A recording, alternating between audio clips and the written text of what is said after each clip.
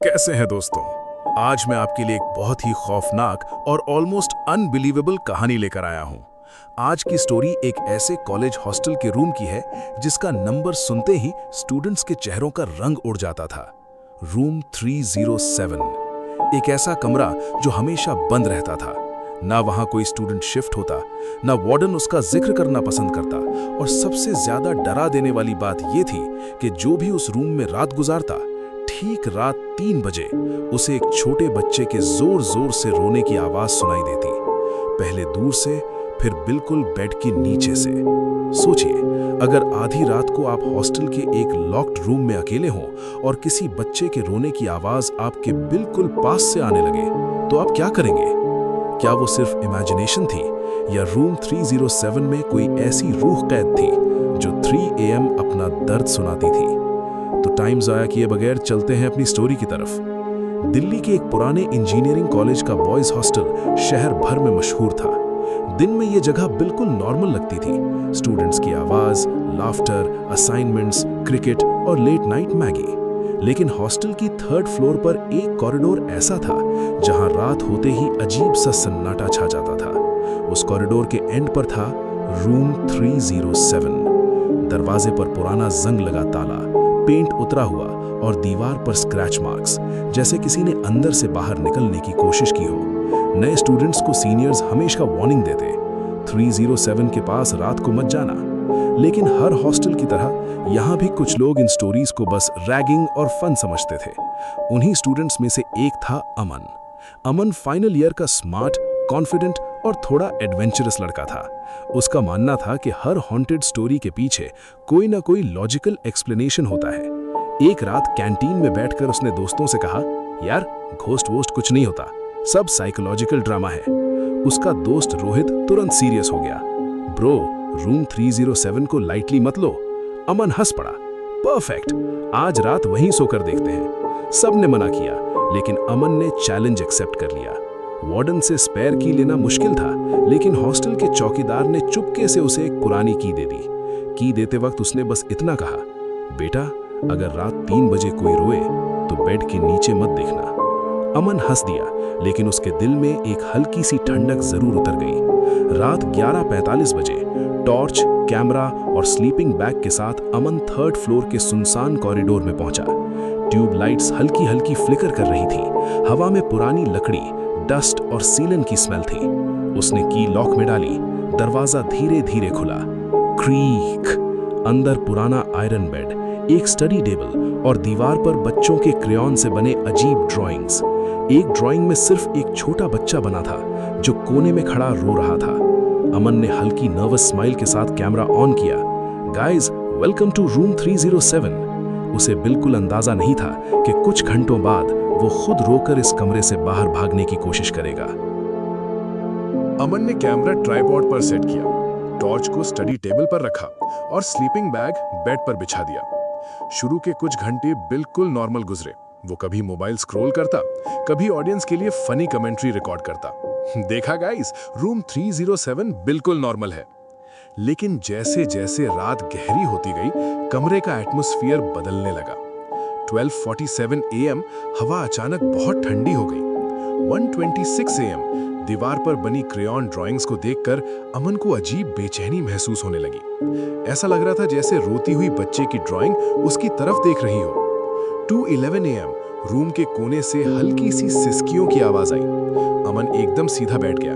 उसने टॉर्च उस तरफ डाली, वहां कुछ नहीं था।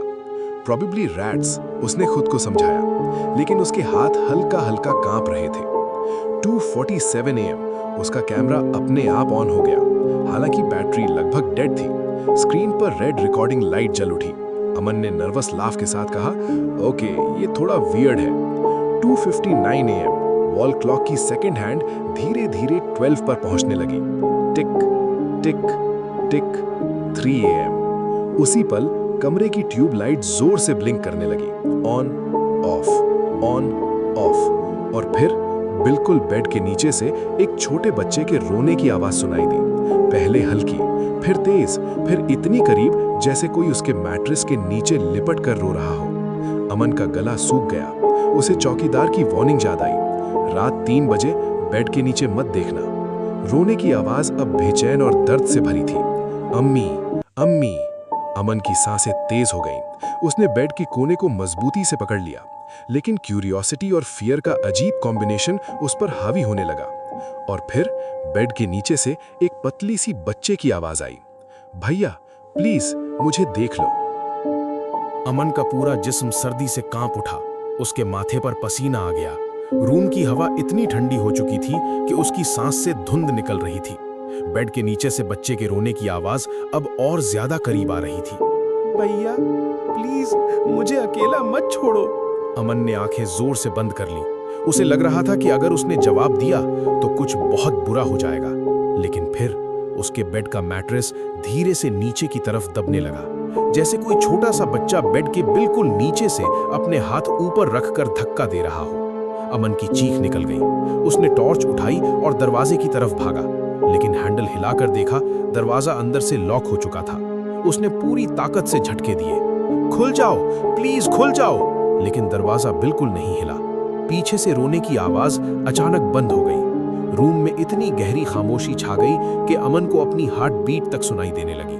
धक धक धक, और फिर उसके बिल्कुल पीछे से एक बच्चे की हल्की सी हंसी सुनाई दी।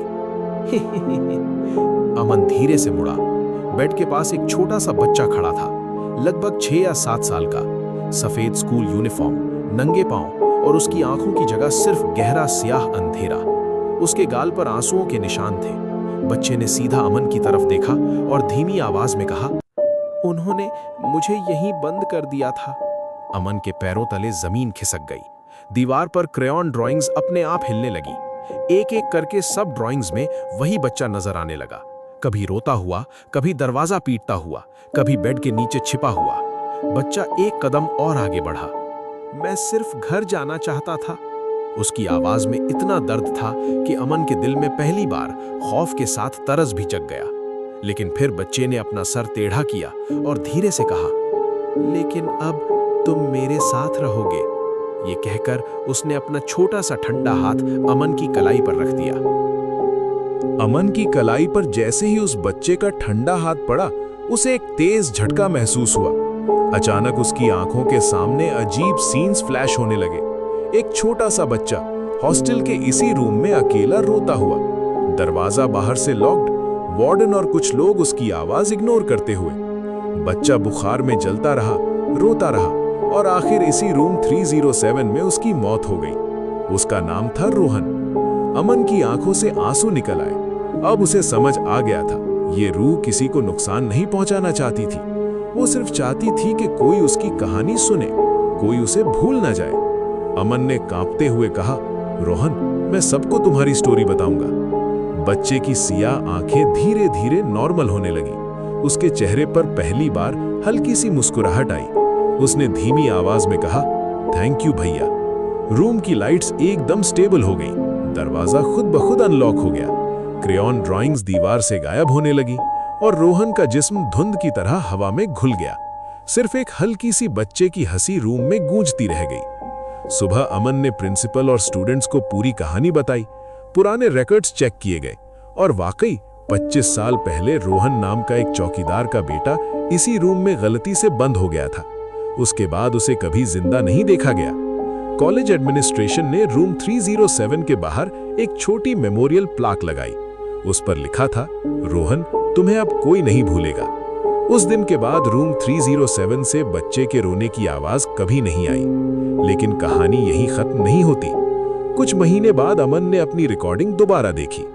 वीडियो के आखिरी फ्रेम में रोहन कैमरा की तरफ मुस्कुरा रहा था, लेकिन उसके पीछे अंधेरे में एक और लंबी सियाह परछाई खड़ी थी। जैसे रूम 307 में सिर्फ एक रूह नहीं थी और शायद कोई और अब भी इंतजार कर रहा था। हमें इस स्टोरी से ये सबक मिलता है कि कुछ रूहें खौफ नहीं, सिर्फ अपनी दर्द भरी कहानी दुनिया तक पहुंचाना चाहती हैं, और कभी-कभी सच जान लेना सबसे बड़ा इंसाफ होता है। कहानी अच्छी लगी हो तो कमेंट्स में बताएं।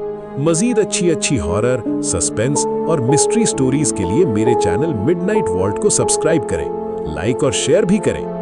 जल्द ही हाजिर होते हैं आपके साथ नेक्स्ट वीडियो में एक और ज्यादा खौफनाक कहानी के साथ।